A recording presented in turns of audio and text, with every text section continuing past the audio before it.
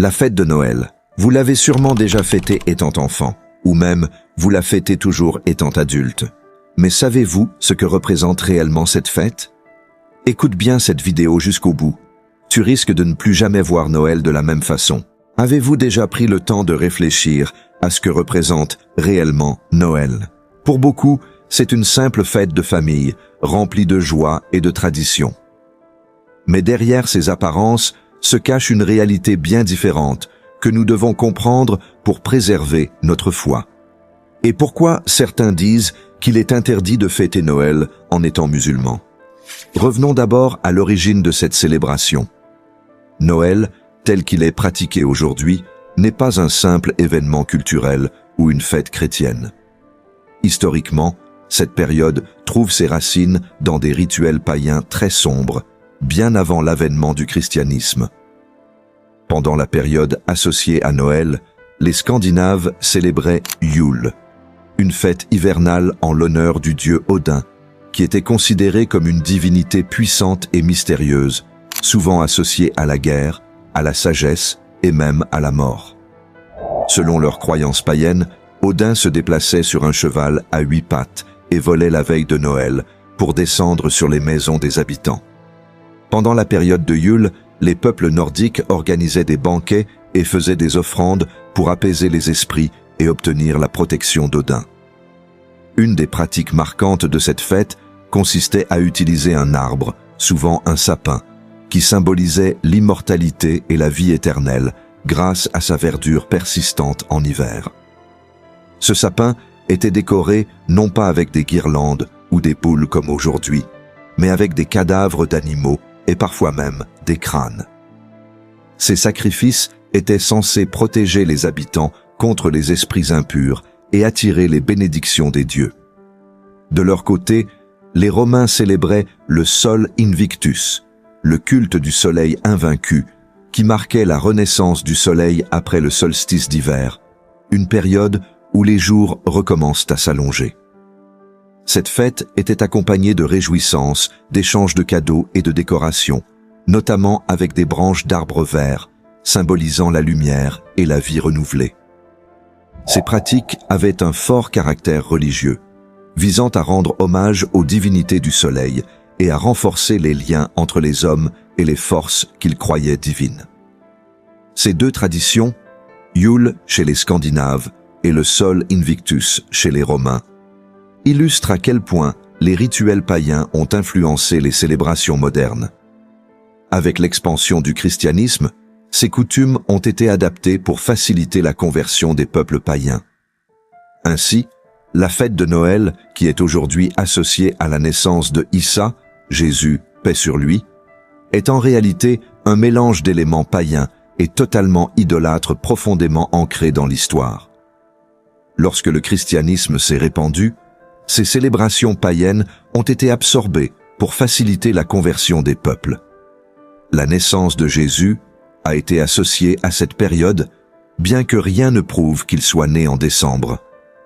En vérité, le Coran ne mentionne aucune date pour sa naissance, ni même les évangiles. Alors, pourquoi est-ce si problématique pour nous de participer à Noël, même innocemment? Parce que cette fête n'est pas seulement une célébration.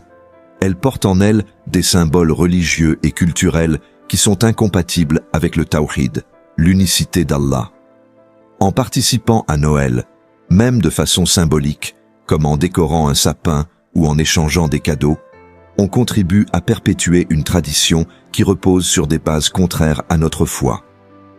Comme nous venons de le voir, cette fête de Noël n'est que shirk et égarement pour le croyant.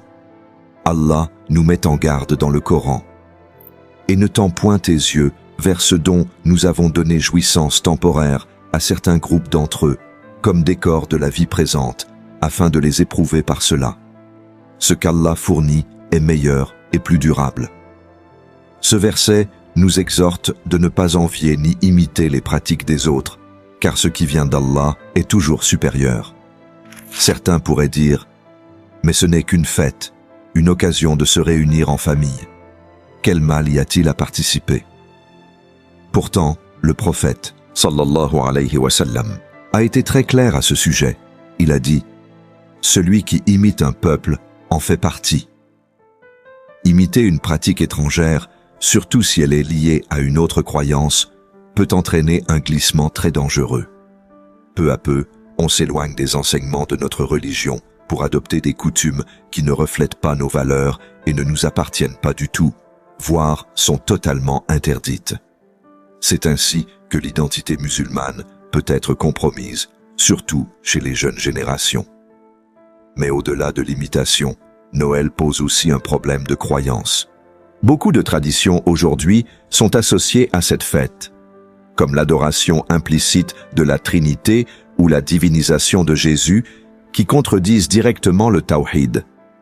Allah, le Très-Haut, nous dit « Certes, Allah ne pardonne pas qu'on lui donne quelque associé. À part cela, il pardonne à qui il veut.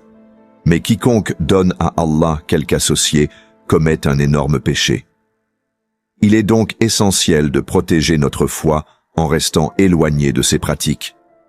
Au fil du temps, la fête de Noël a bien évolué, mais le shirk, l'association majeure, a quant à elle bien persisté et est toujours bien présente dans cette fête. Du coup, comment agir face à Noël, surtout dans un monde où cette fête est omniprésente? D'abord, en nous éduquant nous-mêmes et en éduquant nos enfants. Expliquez-leur pourquoi Noël est incompatible avec notre foi, en leur montrant les alternatives magnifiques qu'Allah nous a données, comme les 2 fêtes de l'Aïd. Ces fêtes, remplies de joie, renforcent notre lien avec notre Créateur et notre communauté. Il faut aussi rester ferme face aux multiples pressions de la société. Vous n'avez pas besoin de participer à Noël pour montrer votre amour ou votre respect envers vos proches non musulmans. Soyez clairs mais respectueux dans vos explications, en rappelant que votre refus est un acte de fidélité envers votre Créateur. Enfin, méditez sur cette parole d'Allah. Ne suivez point les pas du diable, car il est vraiment pour vous un ennemi déclaré. Le diable utilise parfois des moyens subtils pour nous détourner de la vérité. Ce qui semble inoffensif peut, en réalité, affaiblir notre foi et notre identité.